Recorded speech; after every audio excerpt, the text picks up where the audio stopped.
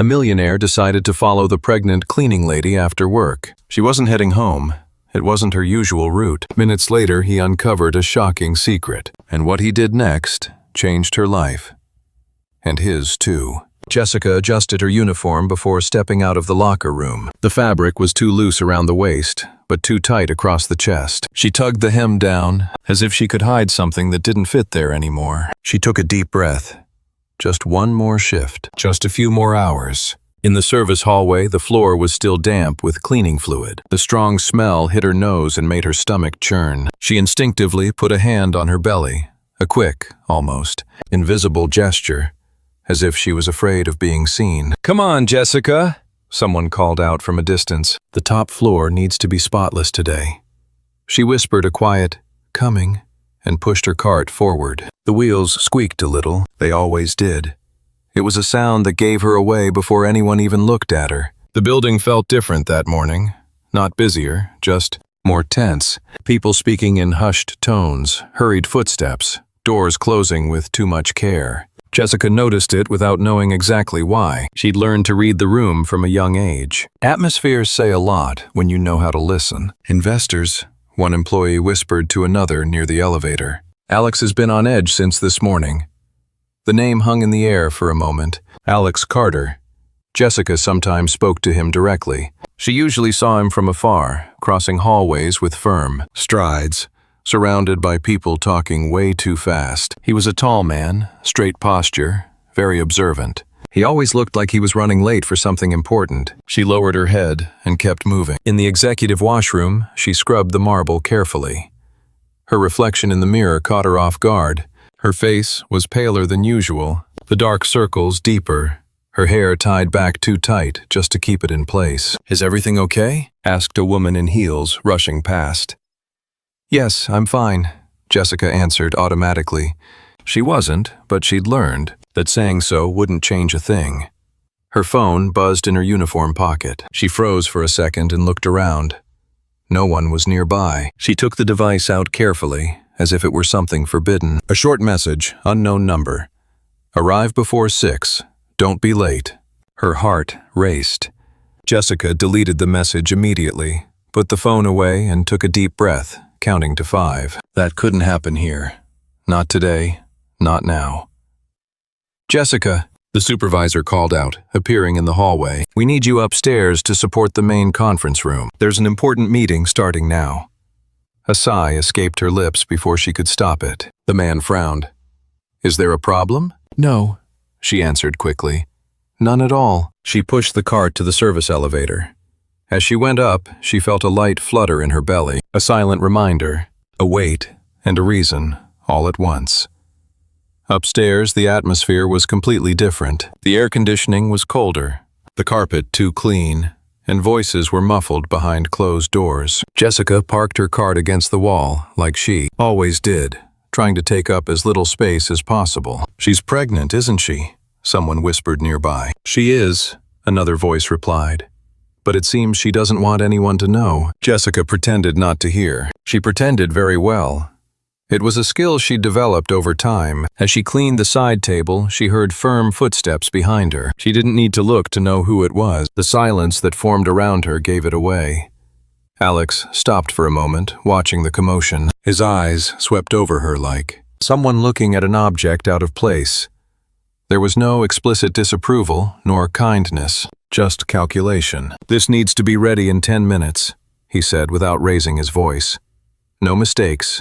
"Yes, sir," Jessica replied, eyes fixed on the floor. He walked on. Jessica let out a slow breath. 10 minutes later, the hallway was clean. The doors remained closed. Jessica pushed the cart back, feeling her legs heavier than normal. The clock showed the exact same time as always. She needed to leave. She needed to go. "Leaving already?" the supervisor asked when he saw her putting away the supplies. "I have to," she said. "Today, I need to leave on time." He looked at her for a second longer than usual. "Just today?" he asked. "Just today?" A lie, but a necessary one. In the locker room, Jessica changed clothes in a hurry, put on a loose, dark blouse, and checked the clock one more time. She put away the uniform with care, Excessive care, as if that fabric was all she had. Leaving the building, she felt the street air hit her face. She looked both ways before moving on. She always looked. A habit that didn't come from nowhere. Alex watched from the upstairs window. He didn't know exactly why, but something about that woman had bothered him since earlier. It wasn't the pregnancy. He'd seen many pregnant employees before. It wasn't the work. It was her manner. She left without speaking to anyone. Didn't look at her phone, didn't stop to chat. She walked too fast for someone who was tired. Alex closed the blinds, annoyed with himself. Minutes later, leaving the building, he saw Jessica crossing the street ahead. She looked back for a second, a quick, alert glance, like someone expecting something or someone. Alex slowed his pace. He didn't know why yet. He just knew it wasn't ordinary curiosity. And for the first time in a long time, he decided to pay attention. The next day started before sunrise. Jessica woke up with her body feeling heavy and the nagging sensation she hadn't slept right.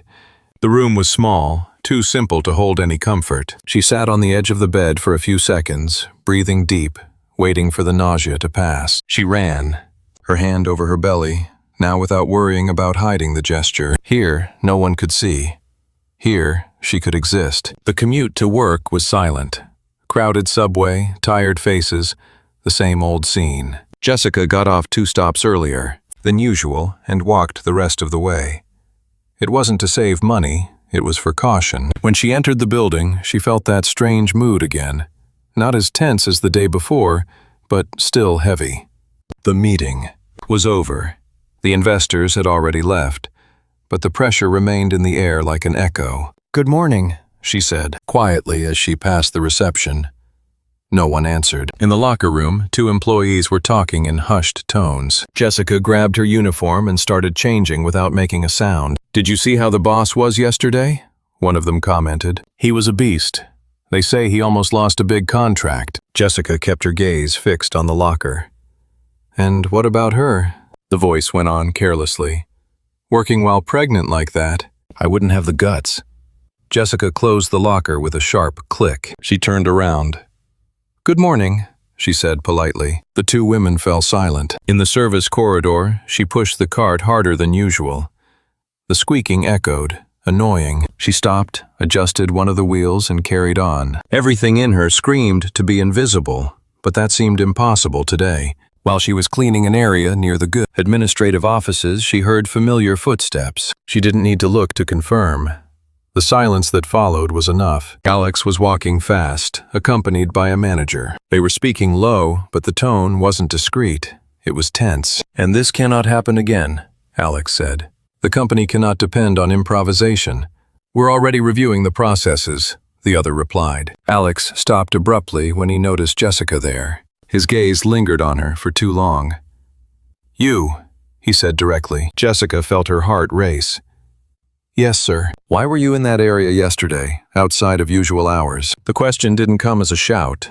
It came with control, and that was scarier. "I was ordered to clean," she replied, choosing her words carefully. "And you left 5 minutes early," he continued. "Something unusual." The manager looked from one to the other, uncomfortable. Jessica started, but her voice failed. Alex interrupted her. "I'm not asking about your personal life," he said. "I'm asking if there is something interfering with your work." She swallowed hard. "No, sir." "Are you sure?" he insisted. Jessica nodded. The gesture was too firm for someone who was trembling on the inside. "Here," Alex continued, "everyone has a function, and a function requires focus. You aren't paid to have secrets that get in the way of that." The sentence landed like a heavy weight. "Understood," she replied, almost in a whisper. Alex stared at her for a few more seconds.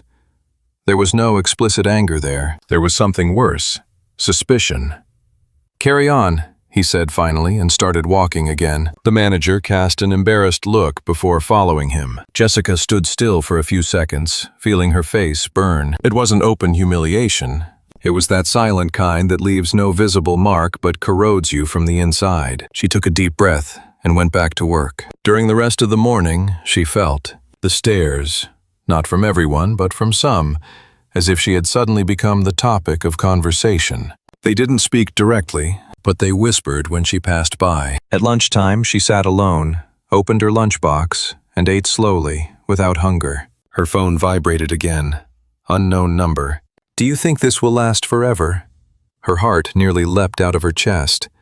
Jessica closed her eyes for an instant.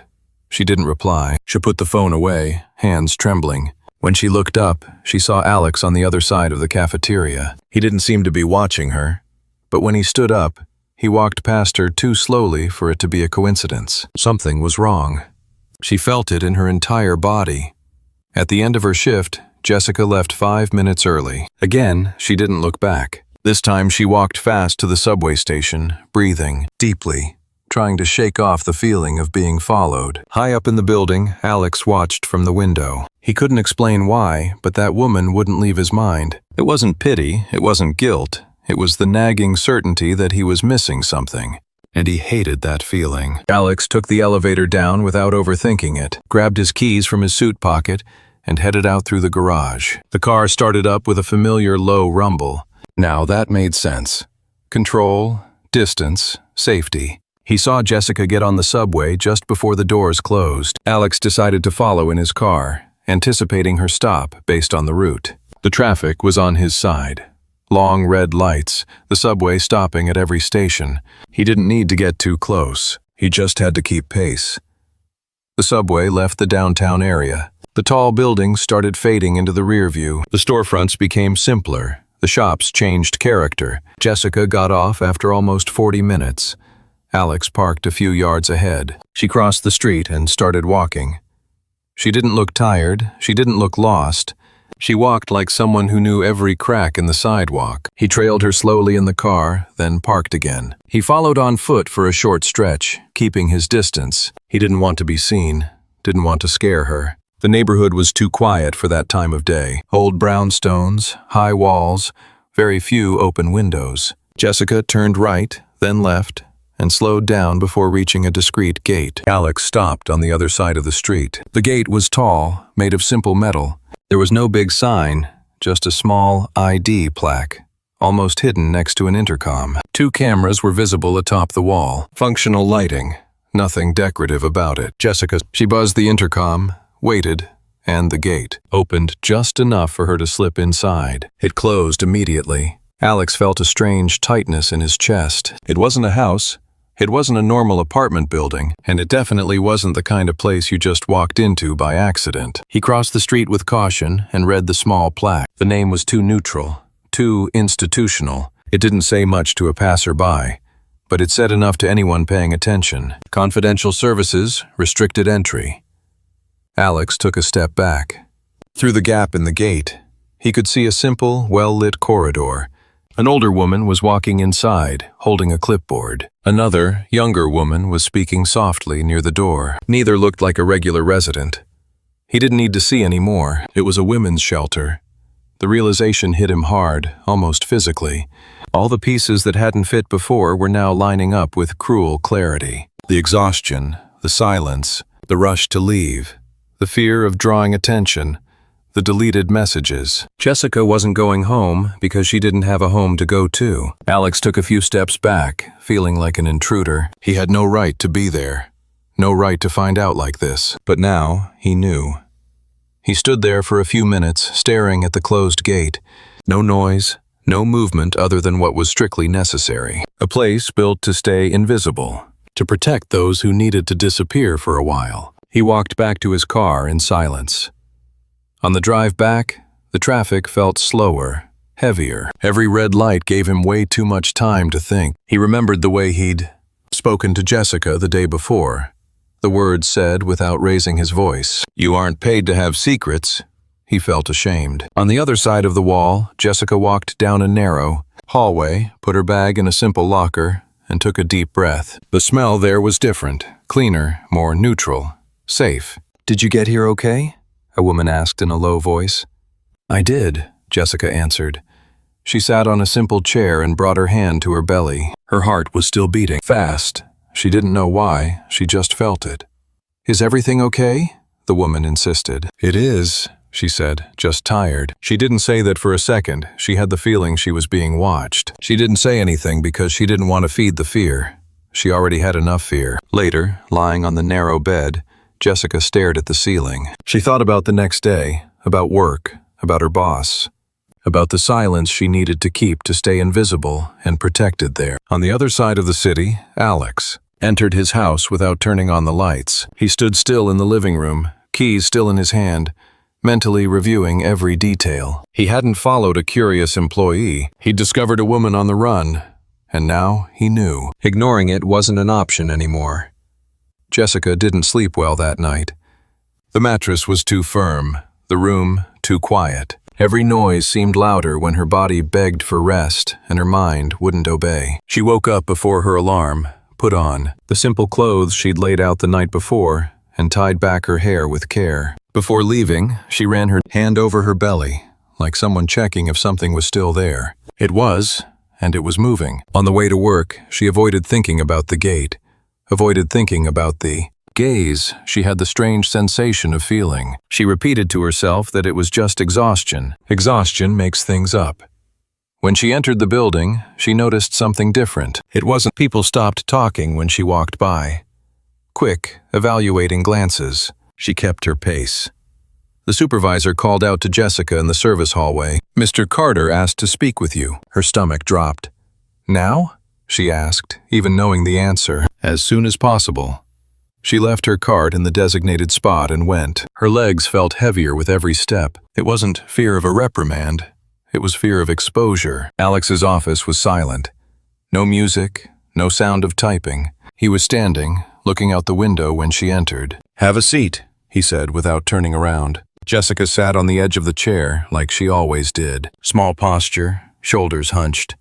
Alex turned around slowly. His gaze was firm, but there was something new there. It wasn't impatience, it was discomfort. "How long have you worked here?" he asked. 2 years, she answered. She'd never had a warning, never missed work without notice, never complained. She nodded, unsure where this was leading. "Yesterday," Alex continued, "you left before your shift ended again. Not that I'm writing you up for it, but you've never done that before. And I also noticed something I hadn't noticed before." Jessica clasped her hands in her lap. "What, sir?" "Fear," he answered. "Not of me, but of something outside of here." She felt her face burn. "I don't understand," she said, trying to keep her voice steady. Alex walked over to the desk and leaned against it. "I don't usually meddle in my employees' lives," he said, "but I also don't like it when things don't add up." He paused briefly. "You don't go home, do you?" A heavy silence fell between them. Jessica started but stopped. "I saw you," Alex said without raising his voice. "Where you go in after work." Her world seemed to shrink. "Did you follow me, sir?" she asked in a whisper. "I did," he replied, "and I know I crossed a line." "I won't pretend I didn't." Jessica jumped to her feet. "You had no right to do that." "I know," said Alex. "That's why I'm telling you right here, looking you in the eye." She was breathing fast. Her instinct screamed at her to deny everything, to lie, to run away. "That place is a shelter," he continued, "and you're pregnant." Jessica closed her eyes for a second. When she opened them, there was no point in pretending anymore. "I can't lose this job," she said, too quickly. "I do everything right. I've never missed a day. I've never asked for anything." "I didn't say anything about firing you," Alex replied. "But isn't that what always happens?" she said. "Or they start looking at you differently, asking too many questions." Alex felt a heavy weight in his chest.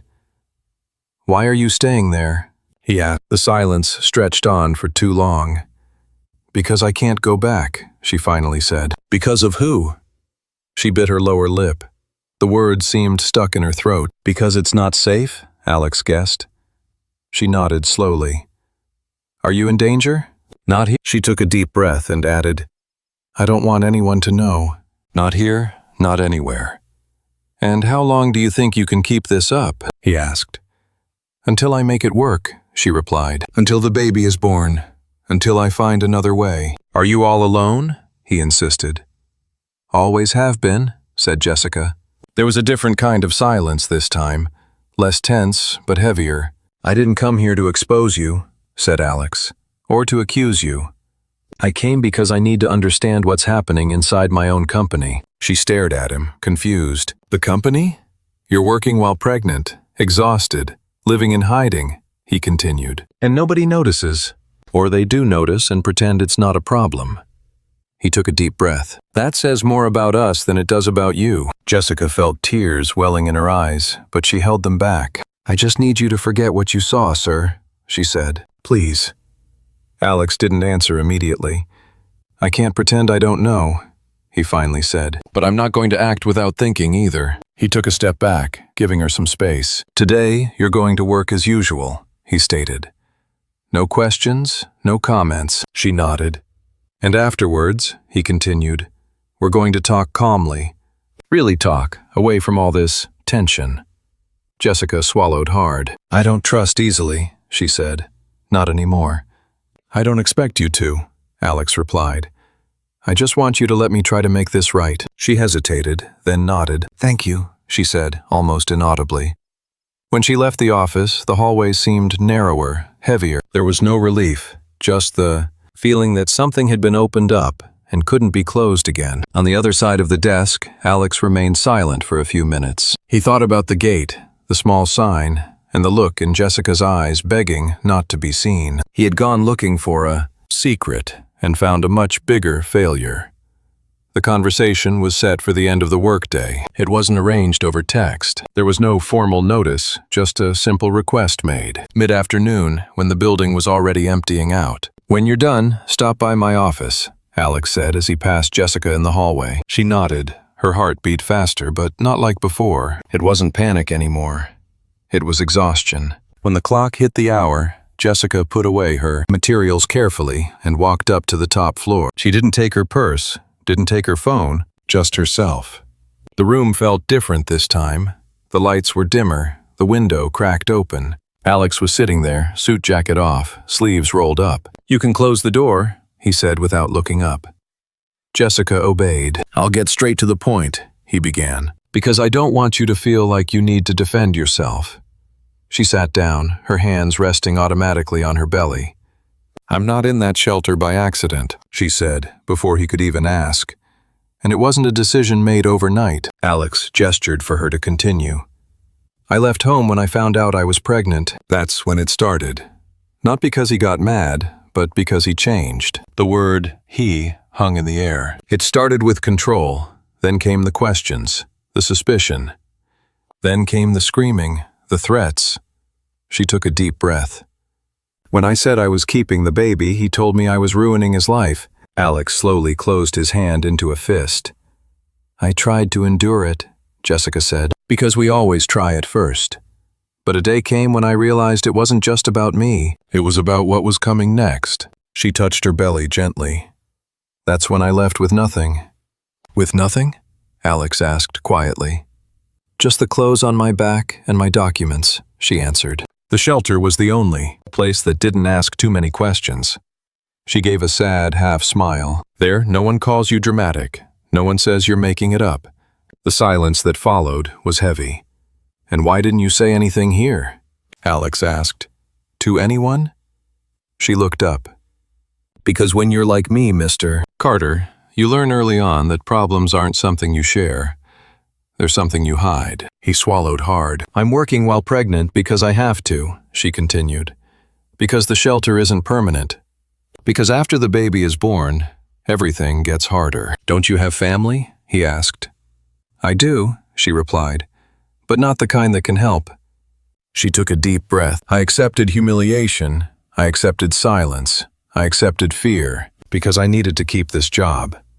Alex felt a weight press on his chest. I told you that no one here is paid to keep secrets, he commented, almost to himself. I know, Jessica answered, but I didn't have a choice. He stood up and walked to the window. He stood there for a few seconds looking out at the city, trying to sort through his feelings. You know what bothers me the most? He asked, without turning around. No, she said. It's realizing that I walked past you every single day, he replied, and I only saw a job title. He turned around. And you went through all of this without asking for anything? Jessica shrugged. Asking doesn't change the reality of someone who's already decided not to see. Alex nodded slowly. I can't change what you've lived through, he said, but I can guarantee you won't have to keep living like this. She stared at him, wary. I don't want favors, she said, or pity. Neither do I, he replied. I want responsibility. He sat back down. What you told me doesn't leave this room, he stated. Not without your permission. She exhaled in relief, but kept her guard up. But it won't be ignored either, he continued, because ignoring it is what keeps everything the same. Jessica remained silent.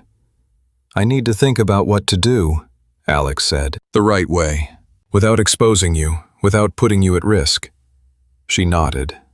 In the meantime, he continued, you keep working your normal hours. No questions, no pressure. And afterwards? She asked for the first time. Alex held her gaze, then said, you won't have to face this alone. Jessica didn't answer immediately. She just nodded slowly. When she left the room, she felt something strange in her chest. It wasn't relief. It wasn't hope.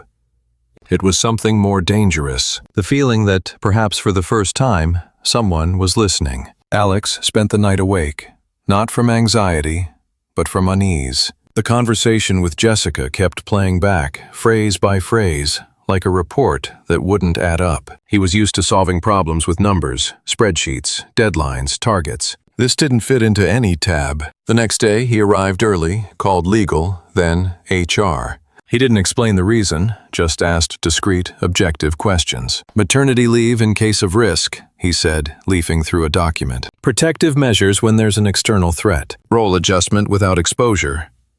The looks he received were cautious. Is it something specific? Asked the HR manager. It's something human, he replied. And urgent. Later, he asked for Jessica to be called at the end of her shift. No fuss, no formal invitation. She entered the room with the same closed-off posture, but there was something different. It wasn't fear, it was defense. I thought about what you told me, Alex started directly, and I'll be clear. He placed an envelope on the table. In here is some immediate financial help. Nothing recorded in the system, nothing that exposes you. Jessica didn't touch the envelope. I can't accept this, she said. It's not a loan, he replied. It's support. It's charity, she shot back. And that I won't accept. The silence that followed was firm. Not awkward, just a clear boundary. I'm not asking for a handout, Jessica continued. I'm asking for work, that's all. Alex took a deep breath. I understand, he said. But work doesn't solve everything right now. It solves what I can control, she replied. He leaned back in his chair. For the first time, he realized he was facing someone who didn't want to be saved. She wanted to stay standing. Then let's try another way, he said finally. He took back the envelope and put it in the drawer. Starting tomorrow, he continued, you won't work the night shift anymore, or do overtime. Jessica frowned. That's going to hurt me, she said. No, he replied. It's going to protect you. He explained carefully. Temporary role adjustment, less physical tasks, fixed hours, formal registration. This doesn't take away your autonomy, he said. It gives you breathing room. She stayed silent. Besides that, Alex continued, I'll guarantee medical follow-up within what the company can offer. Nothing illegal, nothing under the table. What about the shelter? She asked, suspicious. We won't go there, he replied. I don't want the address. I don't want details. I just want to make sure you aren't forced to choose between being safe and putting food on the table. Jessica felt a lump in her throat. And when he shows up? She asked, almost in a whisper. Alex looked at her seriously. If he shows up here, he doesn't get in, he said. It's that simple. She nodded slowly. That still doesn't solve everything, she said. I know, he replied. But this isn't the end of the conversation. He stood up. What I'm offering isn't a favor, he stated. It is my responsibility, the company's. Jessica took a deep breath. I accept the adjustment, she said. But I don't want anyone to know why. No one will know, Alex replied. She stood up. Thank you, she said, for not trying to buy me. Alex was left alone in the room after she left. He looked at the drawer where he had kept the envelope. He realized that for the first time, money hadn't been the solution, and that bothered him. But it also forced him to change, because helping wasn't about giving, it was about letting go. The invitation arrived 3 days later, short, no explanation. Mr. Carter asked you to stop by tomorrow at 10, the assistant said on the phone. Does that work? Jessica hung up without answering immediately. She looked at the scribbled calendar on the wall of her room at the shelter. She counted the days with her finger. Time seemed to slip away faster since everything had come to light. The next morning, she put on the simplest clothes she had. No uniform, nothing that would give her away as an employee. She wanted to walk in there as a person, not a role. The office felt different, quieter, less tense. Alex was waiting for her, sitting with an open folder in front of him. "Thanks for coming," he said. "Have a seat." She sat down, keeping a natural distance. She didn't cross her legs, didn't lean back. She remained on alert. "I've thought about this a lot," he began. "And I consulted everything I needed to consult." He opened the folder and slid some papers across the table. "This isn't a promotion," he said, "nor a reward. It's a reorganization." Jessica read slowly. Temporary role adjustment. Fixed day shift. Simple administrative tasks with the service team. Formal registration. Benefits retained. "Does this change how much I earn?" she asked directly. "It doesn't go down," he replied. "And it guarantees predictability." She took a deep breath. "And after the baby is born?" she asked. "Guaranteed leave," he said, "without losing your position." There was a short silence. "I don't want to be watched," said Jessica, "or used as an example." Alex nodded. "You won't be," he replied. "This won't become some heartwarming office tale." He closed the folder. "There's one more thing," he continued. "I know the shelter isn't permanent, and I know getting out of there requires stability." She looked at him suspiciously. "I'm not going to drag you out of there," he said, "but I can guarantee that when you do leave, it won't be back to the same place as before." "What does that mean?" she asked. "It means you won't have to accept just anything to survive," he replied, "or expose yourself just to keep the basics." Jessica felt her throat tighten. "I don't want my son growing up seeing his mother afraid," she said. Alex held her gaze. "And I don't want to keep running a company that pretends not to see," he replied. She was quiet for a few seconds, then nodded. "I'll do it," she said, "but on my terms." "What are your terms?" he asked. She answered with dignity. "No secrets exposed, no names going around, no favors called in later." Alex held out his hand. "Agreed." She shook it firmly. As she left the building, Jessica felt something different inside her. It wasn't total relief. The fear was still there, but now there was solid ground. Back at the shelter, she said only what was necessary. No details, no big promises. She just said her job had changed, the hours were different, and it was safer. That night, lying in bed, she placed her hand on her belly and took a deep breath. "We're going to be okay," she whispered. On the other side of the city, Alex watched the company building from his car window. He was thinking about how. Many decisions he'd made without considering who became invisible in the process. That hadn't been a brilliant decision or a heroic one. It was just the first right one in a long time, and he knew it. After this, there was no going back to how things were. The next day, Alex didn't say he was coming, didn't talk to legal, didn't go through HR, didn't take his driver.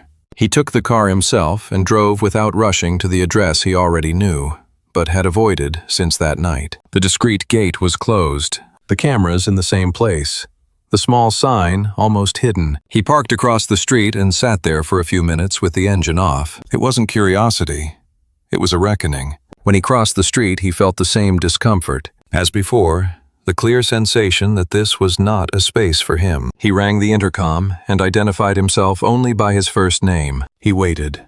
The gate opened, and an older woman welcomed him. Watchful eyes, low voice. "How can I help you?" Alex started, but stopped. "I'm responsible for the employment of one of the women staying here. I just want to understand how this works." No names, no details. She observed him for a few seconds before answering. "Here, it works on silence," she said. "Whoever comes in here comes because they need to disappear for a while." Alex nodded. The hallway was simple, clean, functional. There were children's drawings on the wall, not decorations, but real ones, made by hand. A worn-out sofa in the corner, a neutral smell that wasn't trying to hide anything. "A lot of pregnant women," he commented quietly. "A lot," the woman replied, "because that's when the risk increases." Alex felt his stomach knot. They passed an open door. Two women were whispering. A child was sleeping in another's lap. No one looked directly at him, not out of fear, but out of habit. "They don't ask for help," the woman said, as if reading his thoughts. "They ask for time." Alex stopped. Time? The word pierced something old inside him. He remembered his mother, her silence in the kitchen, the excuses spoken quickly when someone asked too many questions, the way she hid her arms under long sleeves, even in the heat. He remembered the day he came home late. He was 22, fresh out of college. He was too focused on himself. When he walked into the house, he found the living room empty, the bedroom door shut, the phone ringing with no one to answer it. At the hospital, they said she had fallen. He believed it because it was easier. Months later came the truth, and with it, the guilt that never had a name. "Are you all right, sir?" the woman asked. Alex blinked, coming back to the present. "I am," he lied. He walked to the end of the hallway. He stopped in front of a small, barred window that let in just enough light to keep the day going. "I've been here before," he said without looking at her. "Here?" the woman asked. "In another place like this," he replied, "and I didn't do a thing." The silence that followed didn't ask for an explanation. "When I saw that employee," Alex continued, "I recognized the fear, not because I was empathetic, but because I've ignored it before." He took a deep breath. "Last time, I was too late." The woman nodded, unsurprised. "Then you know, sir, that helping isn't saving. It's not looking away," she said. Alex closed his eyes for a second. "I don't want to repeat," he said. "Not with her, not with me." When he left the shelter, the day felt different. Not heavier, but clearer. Like he had finally named something he'd always avoided. In the car, he sat there for a few minutes before starting the engine. He thought about Jessica.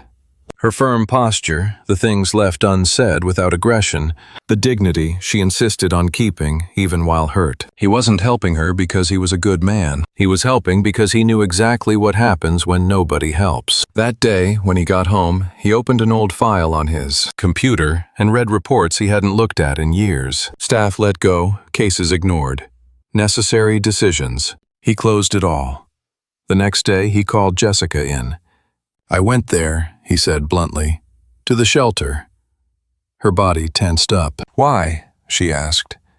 "To understand," he replied, "and to not repeat an old mistake." She stared at him for a few seconds. "And what did you decide, sir?" she asked. Alex held her gaze. "That I won't be late this time." Jessica didn't answer. She just nodded slowly. She didn't know what that meant yet, but for the first time she felt like this wasn't just help. It was making amends. Jessica felt the change before a single word was spoken. It wasn't a raise, it wasn't an announcement. It was a different kind of silence. People didn't look away when she walked by anymore. They didn't whisper. They didn't ask questions. They just showed respect. Her new schedule started that week. She arrived early, left mid-afternoon. Her body was grateful, and her belly grew without apologizing for it. Alex kept his distance, not out of coldness, but out of care. Everything that needed to be done was being done behind the scenes. No fuss, no show. On Friday, Jessica felt the pain for the first time. It wasn't sudden. It was a low, persistent tightening. She tried to ignore it. She kept working until she realized it wasn't going away. She sat down. A colleague noticed. "Jessica, are you okay?" She tried to answer, but her breath hitched. The hospital confirmed what she already feared. Preterm labor. Not immediate, but too close to take any risks. Alex arrived just as the doctor was finishing up. "She needs to be admitted," the doctor said. "For a few days, at least." Jessica closed her eyes. Her first reaction was practical. "Am I going to lose my job?" Alex answered before the doctor could say a word. "No," he said firmly. "Not now." She opened her eyes. "Not now," he repeated. "And not later." She took a deep breath, trying to hold back the tears.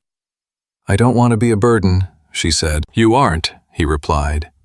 "You're living." The baby was born 2 weeks later, small, strong, crying way too loud for someone who arrived early. Jessica held that tiny body with care, as if she were afraid she might break him. When she placed him in her lap, something inside her finally gave way. "We made it," she whispered. The shelter organized everything quickly. A temporary room, support, respectful silence. Alex showed up just once. He didn't go into the room, didn't ask to hold the baby. He just left an envelope at the front desk. Nothing written on it, nothing personal. Inside, there was just enough for the first few months. Nothing that felt like a purchase. Nothing that felt like a debt. Jessica knew, and she accepted it. Because this time, it wasn't charity, it was continuity. Months later, she went back to work. Not to the same place, though. The company had a different vibe. Not perfect, but more attentive. A discreet notice had been posted on the internal boards. Respect isn't a perk, it's a rule. Alex started demanding less silence and more responsibility. Not speeches, actions. Jessica now held a simple administrative role. She learned fast, asked when. She didn't know, and she didn't hide anymore. On an ordinary afternoon, crossing the hallway, she saw a new employee sitting on the floor, crying. Her uniform still way too clean. Jessica stopped. "Is everything okay?" she asked.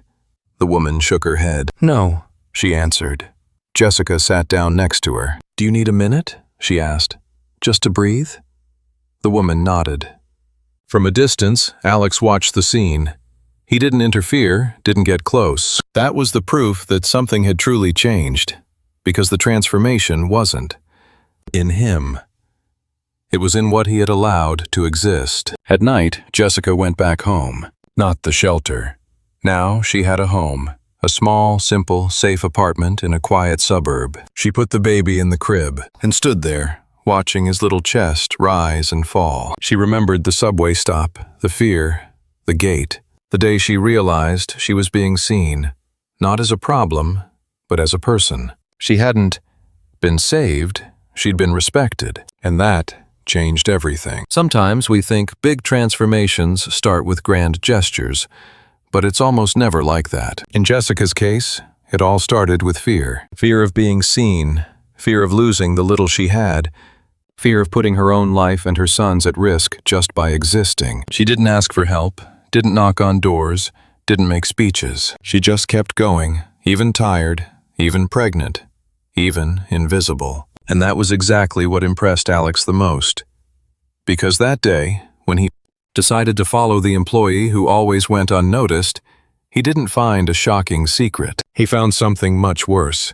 He found proof that for a long time, he was also someone who preferred not to see. The shelter didn't just change Jessica's destiny. It forced Alex to face his own past, the times he arrived too late, the times he chose silence because it was more comfortable. The difference is that this time he decided not to repeat the mistake. Not by throwing money at it, not with humiliating charity, but with respect, responsibility, and presence. Jessica wasn't saved, she was recognized. Recognized as a woman, as a worker, as a mother. And when someone is finally recognized, something changes inside. They start seeing value where before there was only survival. That's why, in the end, the biggest transformation wasn't not the new job, not the stability, not even the baby in her arms. It was the moment Jessica stopped in the hallway, saw another woman crying, and didn't just walk past, because anyone who's ever been invisible knows exactly where it hurts. And maybe that is the greatest lesson of this story. Sometimes the difference between destroying a life and transforming it is simply not looking away. And now, I want to hear from you.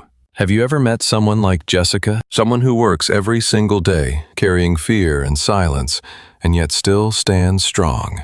And if Alex hadn't followed that employee that night, do you think her story would have had the same ending? Let me know in the comments. What touched you the most about this story? I make sure to read every reply, and tell me where you're watching from right now too.